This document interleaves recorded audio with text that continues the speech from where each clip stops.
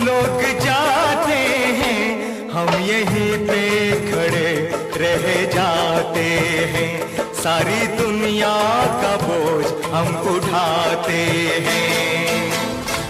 कई हुकूमतें आईं और चले गईं। महकमा रेलवे कई बार बहरान का शिकार हुआ और कई बार बहाली का पैकेज देकर इसमें नए सिरे से जान डाली गई, लेकिन रेलवे कुलियों की मदद का किसी को भी ख्याल नहीं आया।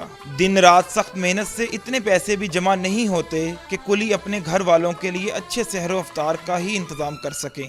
रमज़ान में तो बहुत ही मुश्किल हो गया, यकीन मानो काम है ही नहीं, बिल्कुल जो है वो भी कोई गुजारे ही नहीं। 100-200 से क्या बनता है। तो कारोबार तो है नहीं, अपनी सारी इफ्तारी बड़ी मुश्किल होती, बच्चे 20 बच्चे बहुत मुश्किल है उदा गुजार। ये मेहनत कश तबका हुकूमत से भी नाला दिखाई देता है। इनका कहना है कि मौजूदा बजट से भी इन्हें कोई उम्मीद व्यवस्था नहीं। सानू तो बजट का कोई भी उम्मीद नहीं है भाई, सानू कोई आके तो बजट का कोई इतने कोई सुने भाई अरे ठीक है जी अरे गरीब असा अपनी रोजी कमानी है। हमारे हालात कैसे बेहतर होंगे? बेहतर तो हो गए तनख्वाह होंगे, जिनकी तनख्वाहें बढ़ गई है 25%, हम लोगों का तो वही हाल है। हमेशा नज़रअंदाज होने वाला ये तबका मेहनत को अपना जीवन कहता है और हमेशा आगे बढ़कर रेलवे मुसाफिरों का बोझ उठाता है। देखना यह है कि हुकूमत इनका बोझ बांटने के लिए कब आगे बढ़ती है। नातवां कांधों पर ज़माने का बोझ उठाने वाले कुली जिंदगी में मसाइब के बोझ तले दबते जा रहे हैं। कैमरामैन उस्मान शबीर के साथ मखदूम अदील, 7 न्यूज़, लाहौर।